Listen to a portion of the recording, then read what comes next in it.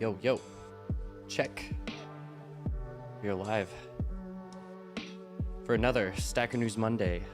What is up? Yes, so for I think the fourth week in a row now, I'm here on StackerNews. If you don't know what StackerNews is, this is the homepage for Bitcoin, the front page for Bitcoin. It's essentially Reddit, but it is a Bitcoinized Reddit where instead of getting useless karma points, you get Bitcoin for posting and for getting popular posts, and you spend Bitcoin to upvote posts, to comment. So it's one of my favorite projects, something that I work on a little bit as an open source contributor, and I founded the devs territory here. It's what's called, and so this is basically a subreddit that I founded, and it's just for talking about everything devs. And so there's a lot of stories that fly through every week, and I don't have time to read them all. You can actually see which ones I've clicked on and which ones I've zapped. So I've clicked on almost none of these. So I like to get together on Monday and run through all the top dev stories. And you know, there's usually a lot of gold in here, some unique events and stories that happen, but also just random bits of information that may have been lost in the past or may have been something you've never heard. So yeah, it's been pretty fun the last few weeks, and I'm gonna keep doing this. And so after this, I'm gonna be reading stories for about an hour, I think, and then I'm gonna be working on StackerNews itself and working on the Nostr cross-posting feature a little bit more. So a little bit of dev talk and then some live coding, and that is StackerNews Monday. So yeah, so man, I swear every week I come back, there's more stories, there's more posters, there seems to be more sats being zapped, more comments being made, so that's really cool to see. I don't spend a lot of time or money trying to market, trying to pump this up. I'm kind of just participating as you all are and hoping to get value out of it and hoping to you know, send you sats when you share something valuable. So yeah, what's been really cool so far is that you know, there's a lot of people posting from very new developers writing their first code, or maybe even just planning on, you know, learning their first programming language, something like that. And then we've got guys that have been coding since the 80s that are also commenting on here and everything in between. So that's really cool to see. You know, I have a special heart for the newer devs, and a lot of my content, the stuff I do, I guess, for the most part, tries to focus on newer developers. But yeah, devs will fit everything in between. So yeah, let's get into this. Let's start from the top and let's see how far we get. Sweet, so starting from the top, this is my story right here. Not much of a story. This is just really me sharing my latest workshop. So this is building your first Lightning app. And I just did this workshop on Friday, I think, at BitBlock Boom live. And that was really cool and went well. But I decided to pre-record it first and have it for a YouTube video. So that's what this is. It's pre-recorded. And yeah, it will basically walk you through a very quick overview of Lightning, and it will set you up with a simple replit, basically an app inside of the web that will kind of give you a Lightning app template in a little Lightning Network development environment.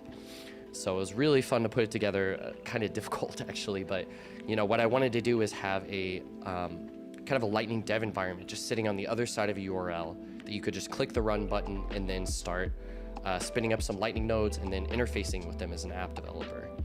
So it went pretty well, and you know, I hope for those of you all that are trying to build your first Lightning app, you get something valuable out of it. Yeah, so that was cool, so check that out. Thanks for the people that watched it. Okay, let's get into the real first story here. So I love this first one I'm seeing. What's the best advice for a beginner programmer? This is from Milo Dev. Okay. Me, learn as much as you can, write as much code as you can, but don't lose yourself in programming. Okay, so Milo here he's sharing his advice. It's a great career that has to be complemented with hobbies and passions. Don't burn out. And he posts this meme of the beginner at the crossroads between Java and C++. I would never lead you to those crossroads, I promise that. Okay, short but sweet. Thanks for sharing, Milo. Let's see what some of the people are saying down below. Marlson PL, let's zoom in here a little bit. If you only know Java and C++, learn some Lisp. It's a life-changing experience. In fact, if you come across a language that looks weird to you, learn it and absorb its ideas. They probably look weird to you because you're looking up the power continuum. Also, learning new languages gives you the advantage of the Python paradox. Okay, so he's linking to 2 articles here, and I can see these are 2 Paul Graham blog posts. Keon is proud. I've never read these before, and I don't have time to read all of these.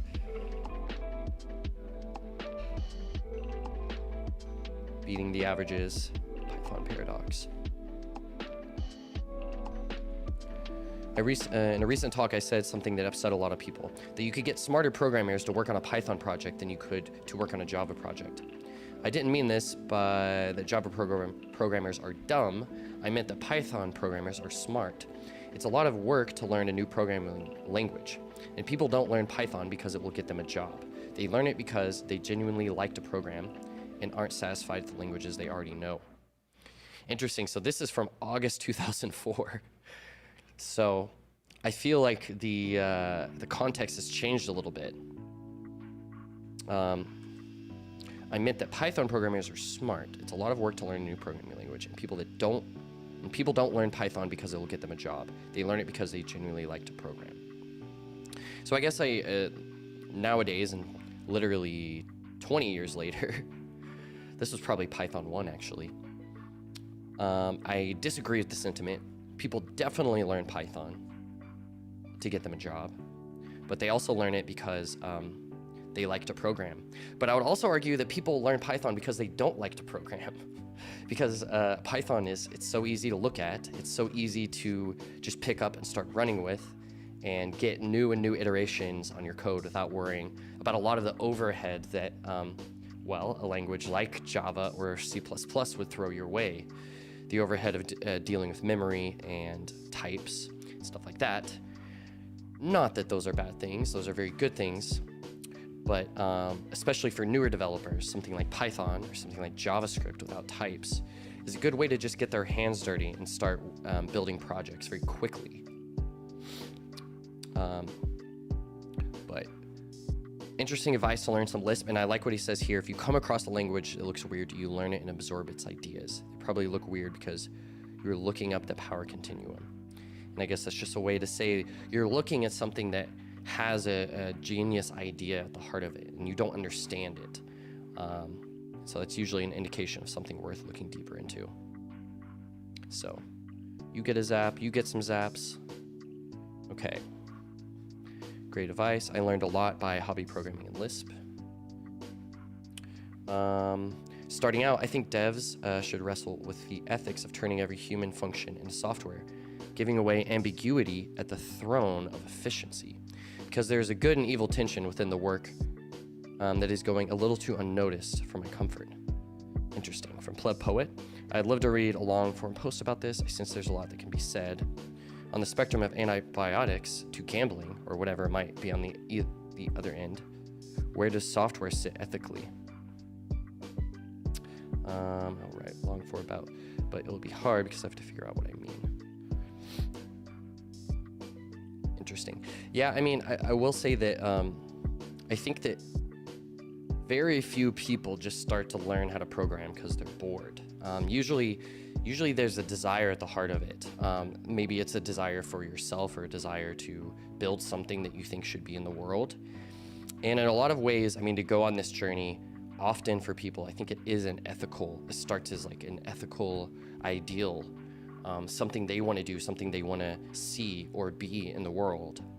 And that's the kind of driver, I mean, it takes to go deep into programming and development, I think, unless you're just a complete natural. This picture would be even better when both paths merge in the distance, just to fork in even more paths. Nice. Small iterations. I agree with that. Write tests. Like in any field or sport, you need to practice Java or C++. Try both. Then go deep on one you feel more comfortable. Keep pushing, keep building, keep learning. Simply Stacker. Don't only write code for your employer. Also work on projects that inspire and motivate you, even if you're not getting paid for it. Yeah, that is super important. You know, even if you do get a programming job, if you're trying to learn, you're very quickly, in the first few months, you're gonna learn a lot, a little bit too much. And then your learning curve is just gonna drop and drop and drop because you're gonna be doing a lot of the same. And so it's hard to keep working and pushing yourself in your free hours, but this is where just that genuine interest and that passion comes into play. Something you wanna build, something you wanna learn.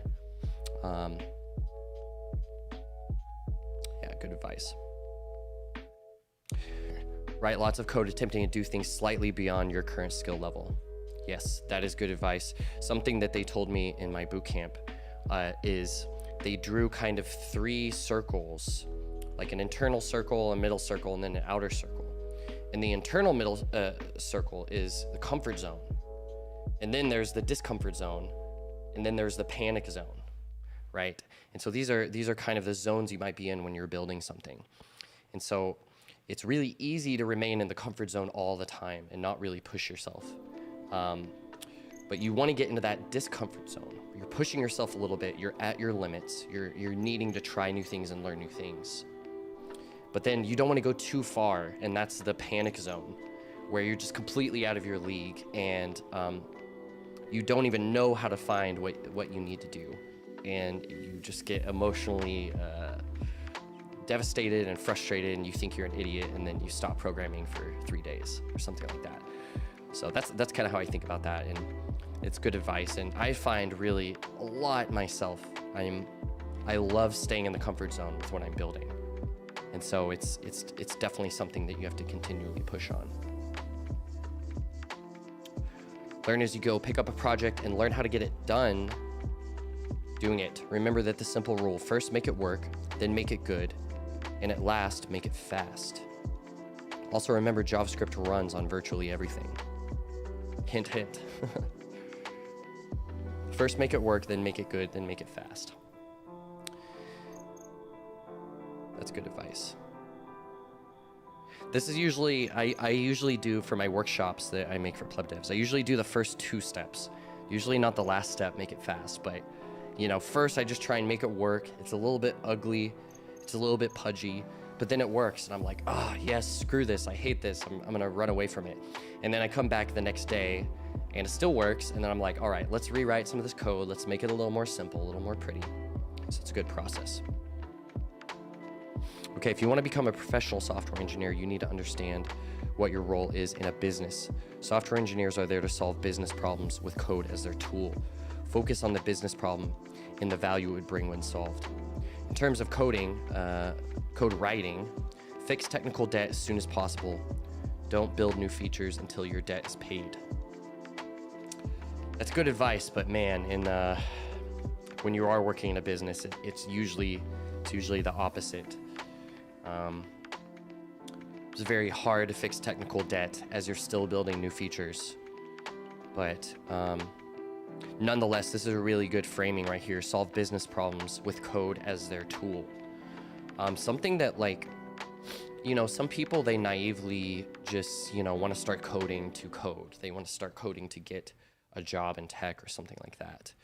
But people that come to coding with a problem, or maybe they come from a different domain, maybe they come from marketing or sales or, you know, some domain of business, usually they make their way quicker to solving business problems because they're so focused on, and they're framing all the code that they're learning by what problem will this help me solve.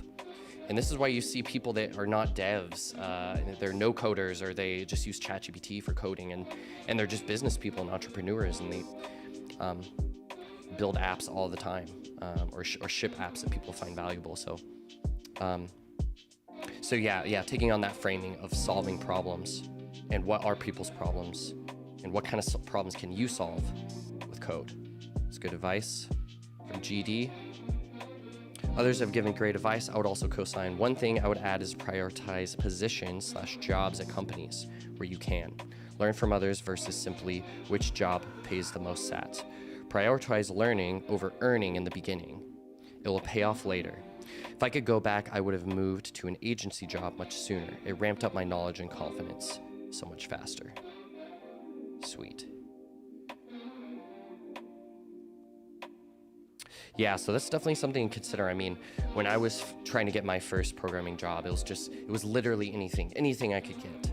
I'll do it and I'll learn something.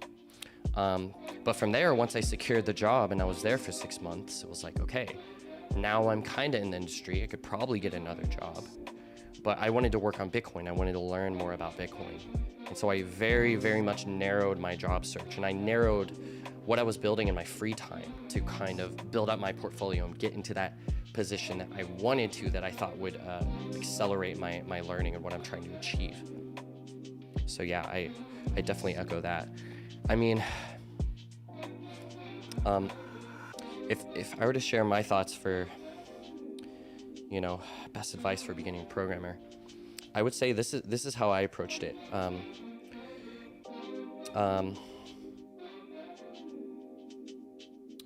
Build, back up, actually, learn,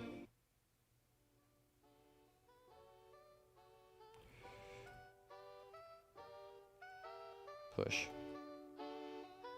reference. Okay, so this is kind of the process that I like to go through. So, and then repeat. So I like to learn 2 to 3 concepts. Build something using those concepts.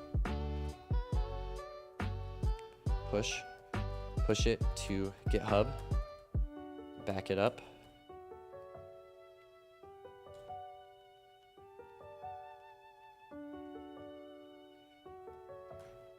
Reference for later, when you need to reuse those concepts, and then repeat, right?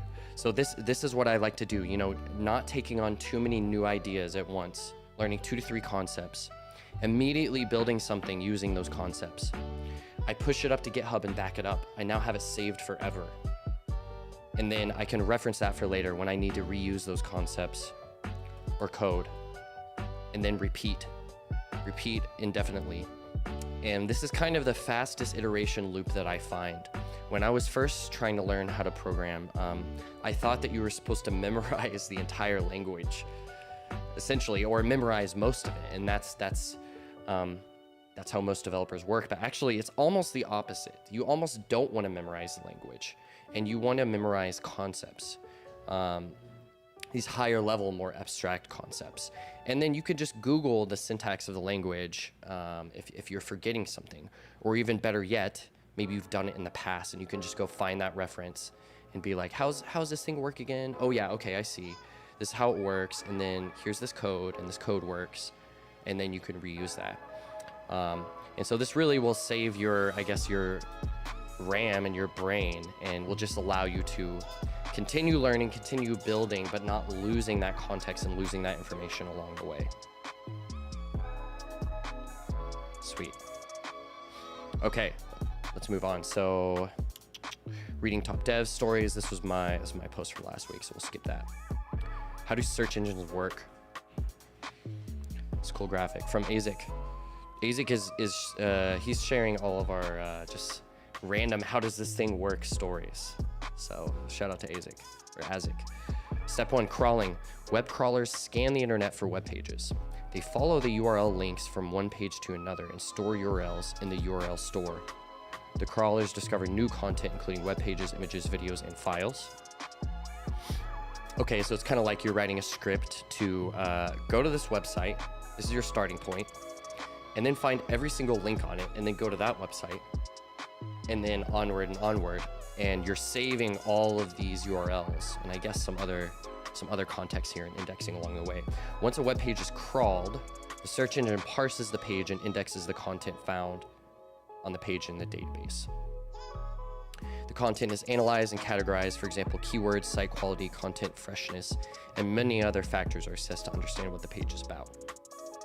Okay, so that's cool. So they kind of they take in all the information, they index it, and they kind of run it through these sort of middlewares, it seems, to sort of assess it in different ways. So that's cool. And then we rank. Search engines use complex algorithms to determine the order of search results. These algorithms consider various factors, including keywords, page relevance, content quality, user engagement, page load speed, and many others. Some search engines also personalize results based on users' past search history. And then finally, querying. When a user performs a search, the search engine sifts through the index to provide the most relevant results. Cool graphic here. It's crawler, page repository, so we save it to the database. Parser. Is that supposed to say parser? Praiser? I'm not sure what that means. I'm gonna assume it's parser. Indexer. Take the indexed page, you rank them. Ranked page, and then the query, the user queries for that and gets that back.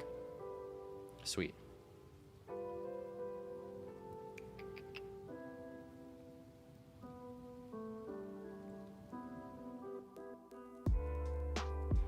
Uh-oh. We reusing content over here? Seems so. Either way, I'm happy to read it. I steal people's diagrams all the time.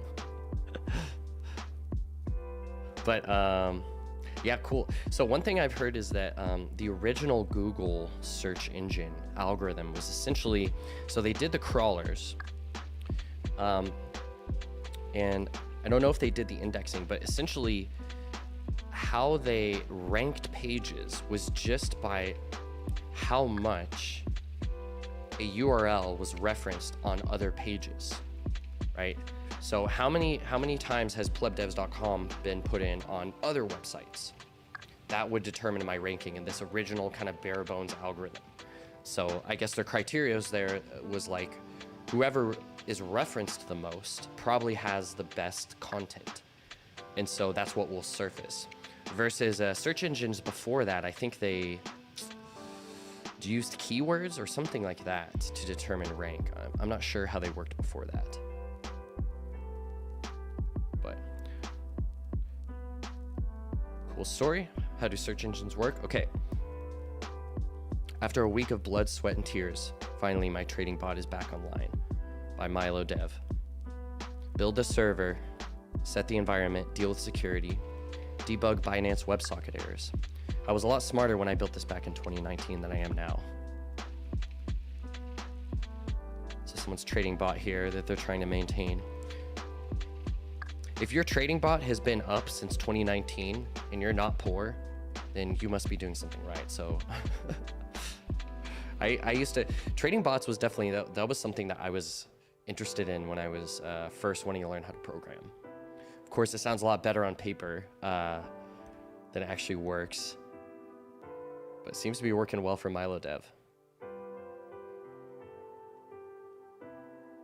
I can't totally tell, but I built something very similar, I think, operating on the Gemini exchange, buying and selling corn, making a small profit on each trade, based on the fluctuation of the price. I made a fair amount of profit, but the bookkeeping was a royal pain. I think I made over 13,000 trades in one calendar year. Damn.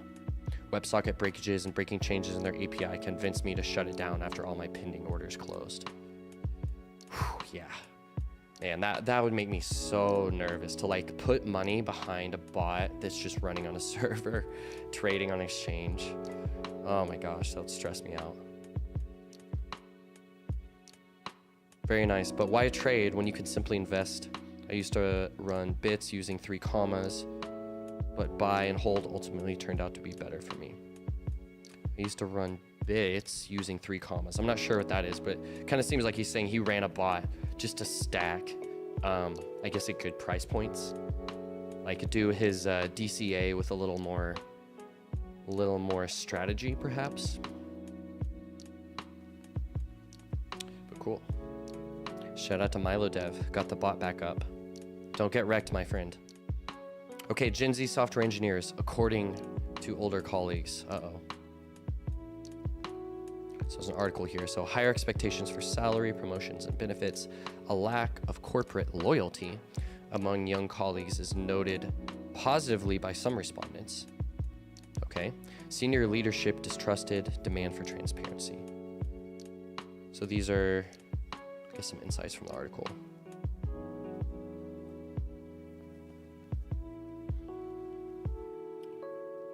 So values, what do the Gen Z devs value? Higher expectations, harder to retain, distrust in senior leadership, outspoken comms, and their knowledge higher up in the stack, so less systems level programming. I think 3 commas is a trading bot framework from what I remember. Never used it. 3 commas. Crypto trading bot, automated, altcoin, Bitcoin. Yeah. Choose your plan. Oof. Yeah, I was playing around with a trading bot in like literally 2018 or something called Gecko. And that was the only one I used. And I think I did like 3 trades and like lost like 3,000 sats. And I was like, okay, I'm done with this. I'm scared. So their knowledge is higher up the stack. They love bleeding edge. Okay, so they like new and shiny. They get stuck more easily. They learn differently.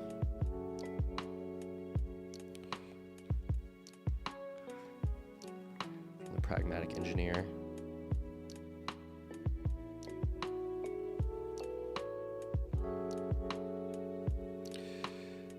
Yeah, there's a lot to say here. I mean,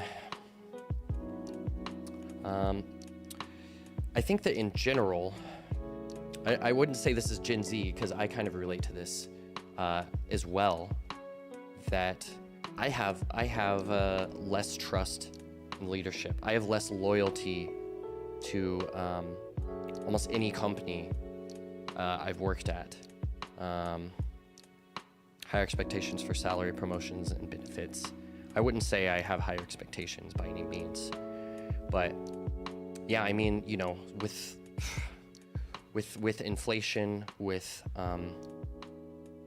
everything that has changed in the industry, I feel that probably the Gen Z people are a little bit deranged about the job world. They're distrusting. They feel that they're not getting what they need to live out of it. And so I guess from that perspective, I could see some kind of validity to this. But then there's just the other easy perspective to say that, you know, Gen Z is lazy and dumb. Saying we don't really want to stick around. If there's a cooler project, I want to be there. Yeah, and that makes sense. I mean, you know, you want to feel like you're always working on something that's exciting or important or relevant to you, and that kind of shifts and changes. You know, like something I've thought before is like if you have a really good dev on your team, and maybe they're just doing something just like kind of holding the ship down. Maybe they're a backend dev or something like that, DevOps engineer. You want them to be doing other stuff on the side that excites them, and you want to reward them for that. At least that's what I think. That's what I would do if I was like an engineering manager. Because I would just say like, you know, keep yourself interested, keep yourself engaged with just programming in general and learning your field more. Because otherwise you're just gonna get burned out and bored and you're gonna go do something else anyway. But like if I'm supporting you with your learning and your side projects and everything, then you're more likely to stay because you're being nourished in multiple ways. So, but interesting. Okay, let's see what this says. Throw you a few more zaps. Oliver Weiss. So this inspired me to respond because it feels like an attack. Maybe it's not. Okay. Higher expectations. Why not? People are getting paid. Why not be one of them? That's true. You know, what is the difference between having entitlement and just wanting to earn more money? Harder to retain, see the previous point. There's no reason to stick in the same place because old, outdated promotion processes are ridiculous. There's no more pensions. What do you get for loyalty? Usually nothing. Yeah, and I'll say this, that like layoffs, I don't know if layoffs were the same with older generations, but nowadays, like, you can be an absolute killer in your company, in your startup or whatever. You can do great, everyone can love you, but the moment that it makes sense for you to be cut off for whatever reason, whether you're being replaced by someone younger and cheaper, or your job is getting automated away or something like that, their loyalty to you goes to zero, right? And they're just gonna cut you off on a complete whim. So it's always worth keeping that in mind, and that's just like a sad reality. And it has people working at companies kind of playing for themselves and like keeping their cards close to their chest because they know that they can get axed at any moment. So distrust in senior leadership. What have they done to earn my trust? Usually they've done things in the other direction. Outspoken comms, this seems to be in line with the others. The old guard seemingly didn't speak up and just took what they were given. Is it wrong to speak up when you're dissatisfied on any front? I think not. Yeah, exactly. And if you're a good, like, I don't know, founder or just someone that cares about operations of your company or whatever, you'd want to hear this feedback. You'd want to hear the truth, and you would want to consider it, even if maybe you don't agree with it, or the person giving you the feedback is being irrational about it. Okay, higher up in the stack, meaning younger engineers aren't as familiar with some of the lower levels of the stack. I suppose that's fair, but it's also probably biased based on where you work, what you work on, who you work with. But also it's the nature of the industry to build on top of solid building blocks. Should I be chastised as an engineer because I don't know how to re-implement TCP? Exactly, that's a good point. You know, we have this acronym in programming called DRY. DRY, do not repeat yourself.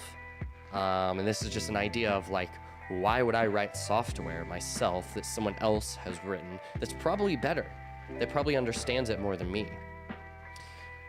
Now, depending on what I'm doing, I might need to have complete, full understanding of that software and, you know, dig deep into it and maybe modify it or something like that. But if I'm just implementing like a markdown form or something like that on the front end, for example, well, markdown forms have been done a million times. Do I really need to understand and re-implement it completely? Like, no, I just need it to work for my use case. So yeah, that's an interesting point there. So loves bleeding edge. I do think this has become a thing, and I'm not quite sure if it should be. Innovation is really important, so trying new tech is also really important. It's how you learn what works and what doesn't, and it's also how you improve from past failures and mistakes. But that doesn't mean something older is bad. The things that stick around usually stick around for good reason. Yeah, exactly. I think, you know, when you're a newer dev, especially like the new and shiny things, they offer more leverage to you. They offer a better experience. So a lot of times that's why they're attractive, but the tried and true foundations are always worth understanding because I think in a sense they give you more leverage than a new fancy tool that you don't understand. So that's a good point there. So get stuck more easily. Maybe this is true in general, but you can't apply that to everyone. I mean, I would say with ChatGPT now, like the young devs are really good at using it. But, you know, maybe that actually degrades your, on average, for a lot of people, maybe it actually degrades your debugging skills. Learns differently. I don't know how the older generations learned, so I can't really compare. Yeah, this was kind of a weird one to put, learns differently. Like, I mean, yeah, newer devs, they might learn on YouTube, ChatGPT, or whatever, and they're using different tools, whereas someone that learned in the 80s and 90s, they probably just read a book or went to school, like that was the only options, and then got their hands dirty, of course. Plot in the chat says, almost you can make a case for some of these front ends are essentially memes. Yeah. Yeah, no, that is true. So I know, for example, oh my gosh, where was this? NPM, it is even. Okay, so this is a good example of this, I think, if I understand what you're saying. So this is a library that someone made in JavaScript to tell you if a given number is even. And you can see this gets 167,000 weekly downloads. So this is the kind of thing where, yeah, when you're disconnected from the fundamentals, you might just be adding libraries and adding dependencies and just kind of blindly taking other people's code and using it, when in all reality, this is something that you can do in one line of code very easily. So that's a funny example I love to return to. Okay, great comment. We're all Satoshi. I'll give you a bunch of zaps for that. Love your perspective there. Not an attack from my side. I'm a software engineer, but I find myself in the article too. Sweet. Okay. Nice. So Gen Z software engineers. Where are we next? Okay, show SN. I made a simple price calculator to test out Svelte. This is from David N. And we've got his GitHub here. Let's check it out. Sats calculator. Nice looking page, nice readme. Everyone gets the urge to see the value of their stack at certain prices. This is a simple app that lets you see the value of an arbitrary amount of Bitcoin at custom price points. You can also get the most recent price from the blockchain API and calculate the value of your stack based on that. Very cool. I've written like a single Svelte app like 2 years ago or something. I don't think it was Svelte Kit. So I haven't done Svelte in a while, but I would love to pick it up and like try and do a simple workshop on it. Routes lib page.svelte. Is it, should I say Svelte? Svelte sounds cooler, but I think all the pros call it Svelte.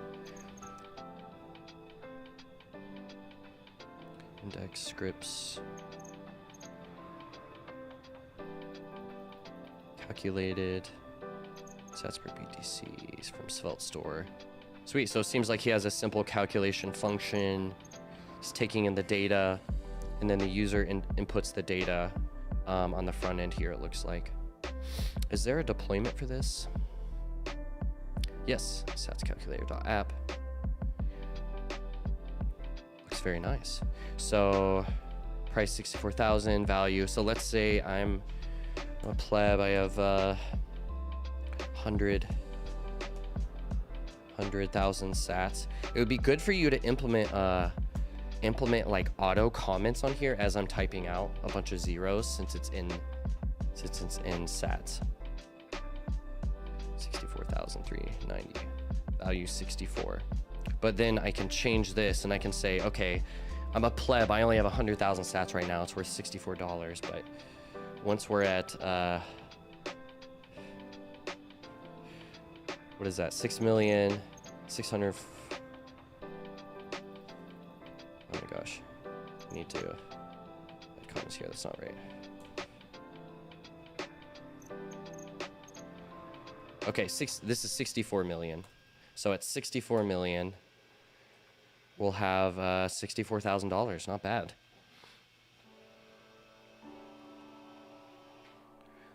Okay, cool project, David N.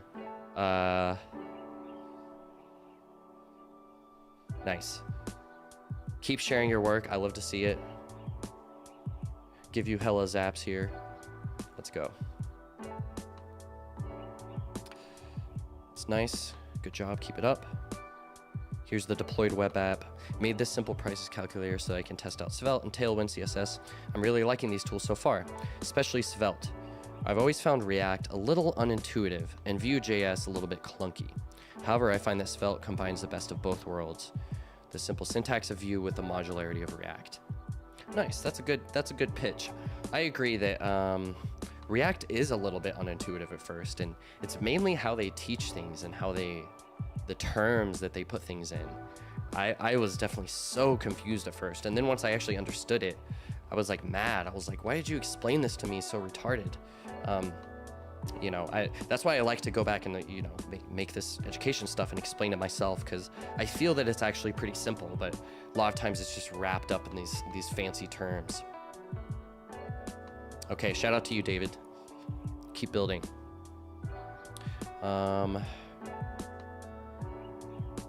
In which year did you write your first program?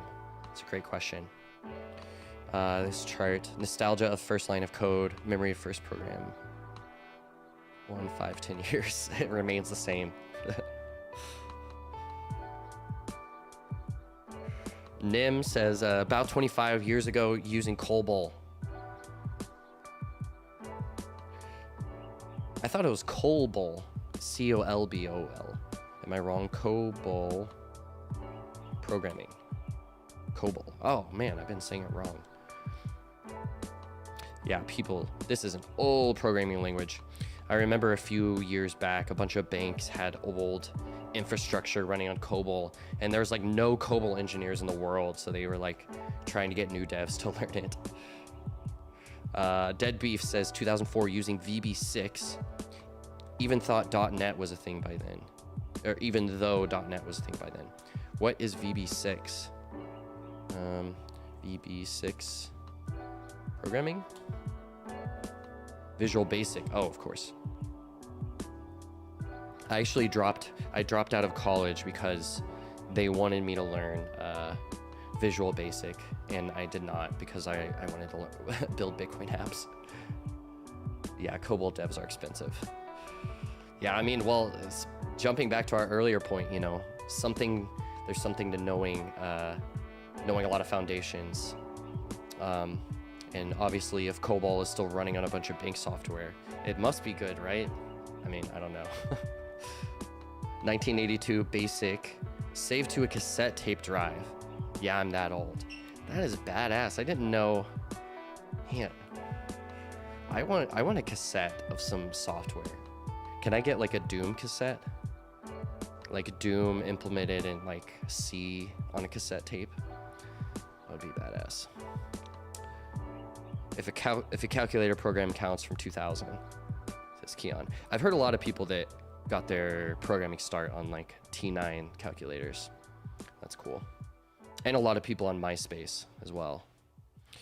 And then Chaotical Heavy, the legend here says 1973 with Fortran. Holy shit. What the F happened in 1973? Fortran. I want to see what Fortran looks like. Fortran is a natively parallel programming language with intuitive array-like syntax to communicate data between CPUs. Are you sure it's intuitive? Let's see what it looks like. Oh no, I just want to see. Open image, new tab.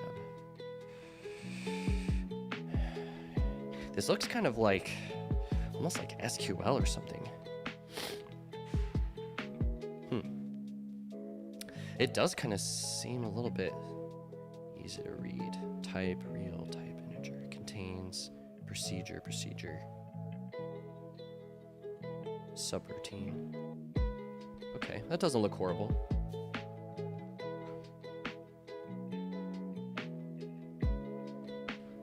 All right, cool. Thanks for sharing, Milo. Good question. When I wrote my first program in 2018, and I think it must have been just Hello World in Python or something like that, because I was going through a Python course that I quit after like a week. I wish I would have started pushing to GitHub earlier. I made my first contribution is here in 2019. And I love that I did this. I just made a Hello World document because I was learning how to push to GitHub. I said, "Hello World, this is my first ever commit. Maybe one day I'll look back on this as experienced developer?" ? Oh, you naive fool. But yeah, that was my first GitHub commit. Maybe that would be another good question to ask. Share your first GitHub commit. I'll do that this week. Free Ask Internet, completely free, private, and locally running. Free Ask Internet. I like the name. Seems like an LLM maybe. So Free Ask Internet is a completely free, private, and locally, in all caps, running search aggregator and answer generate using multiple LLMs without GPU needed. User can ask a question and the system will make multi-engine search and combine the search results to LLM and generate the answer based on search results. It's all free to use. That seems really clever. So they're kind of querying the search engines. They're kind of using the search engines as, I guess, what would you say, like all the context, all the data, so they don't need to store and deal with that. And then just taking in the very limited results of that query and only processing that. That sounds cool. What is it written in? Python. Nice. Yeah, this is a good example of just like, man, talking about solving business problems earlier. This is something that's probably really simple program to make. I guess in some senses, the LLM part is probably the most complicated. But really just a server that does queries. And then we have search webref, generate prompt.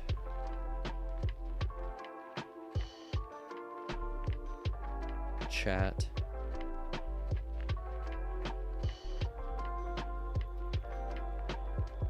Interesting. They are using OpenAI. How is it private and local if they're using OpenAI? I wonder. Do you need to put in your... Do you need an API key? Confused. Completely free, no need for any API keys. Completely local, no GPU. Completely private. All things run locally. Runs without LLM hardware. Using free ChatGPT 3.5. No API keys needed. Thanks, OpenAI. Huh. Can you use the free ChatGPT 3.5 API without any API keys? But even then, is that like, does that count as private? Free ChatGPT 3.5 API? I don't know.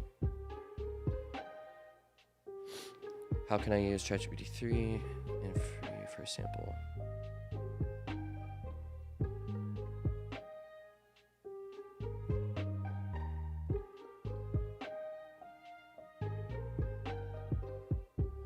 Picture.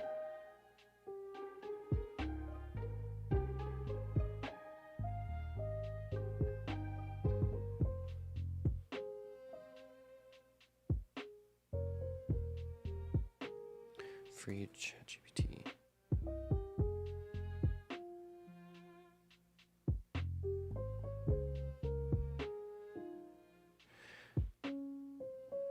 Do they have a reference to this? Free ChatGPT. Quinn, Kimmy.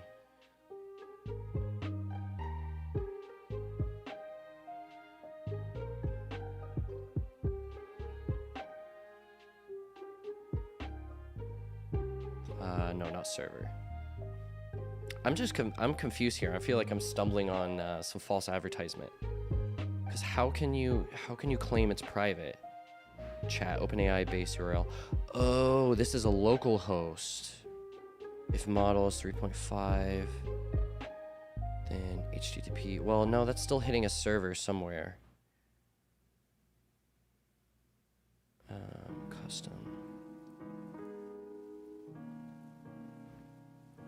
Ask Internet. Yeah, I wish I had more details on how it communicates with the server. Screenshots, how it works. Okay, system gets user input in the UI running locally, and call seerxing running locally to make a search on multi-search engine. Crawl search result, links, content, and pass through the models by using custom LLM. Stream the answer to chat UI. We support custom LLM settings, so theoretically infinite LLM support.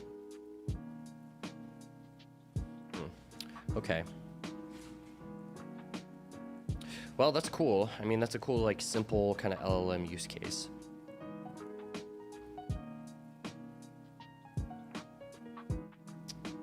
Okay, how do HTTP status codes work and which are most important?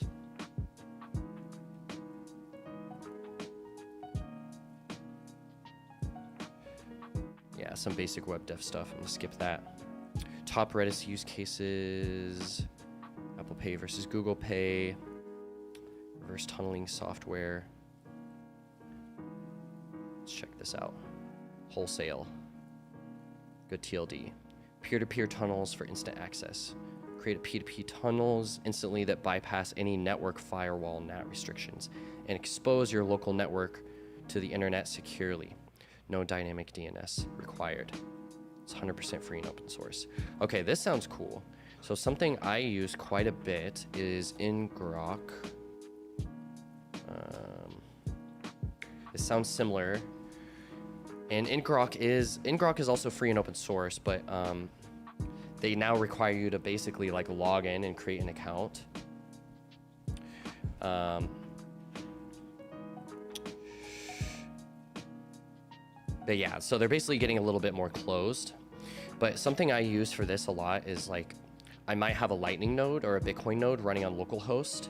And if I want an app to connect to it, that's maybe like somewhere else, or better yet, a server that's deployed, it needs to be talking to a global host and not a local host.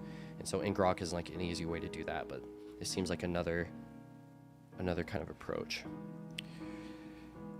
Create network tunnels, secure your network bypassing you. Docs, blog, Discord, GitHub. Oh, where's the sign up button? Where's the sign up button? You don't need my name and my email and my taint size. This looks cool. I'll have to check this out. Docs. Let's look at their GitHub. Written in JavaScript. Uh-oh. npmi wholesale-g wholesale-live port. Replace port with the desired port number you want to expose to the network. This will give you a seed to connect to. Use that to access the server from anywhere. Sweet, that looks damn simple. I'll have to try this sometime soon. Nice, thanks for sharing, rsync.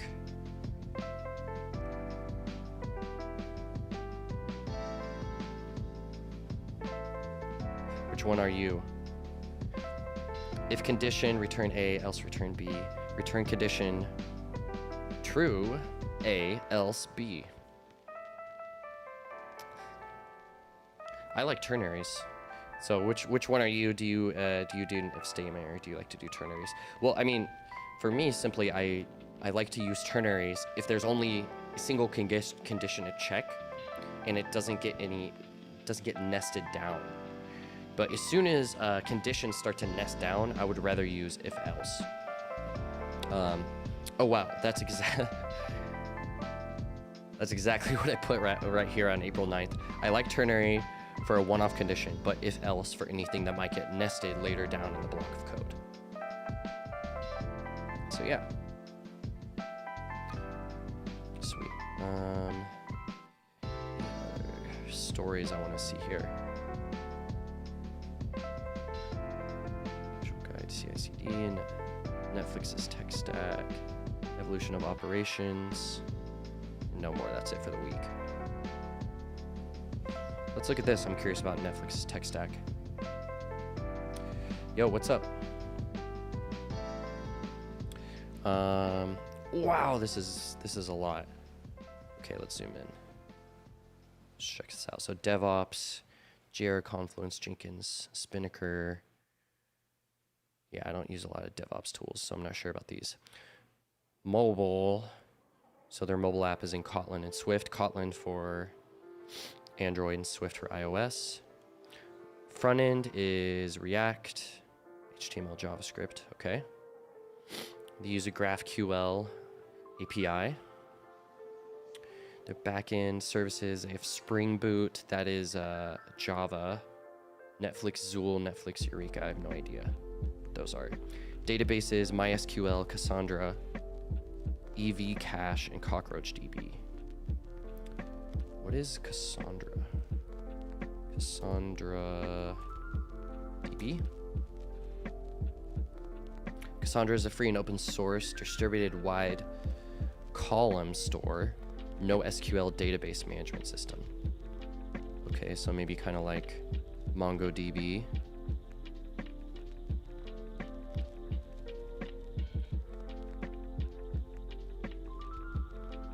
tables.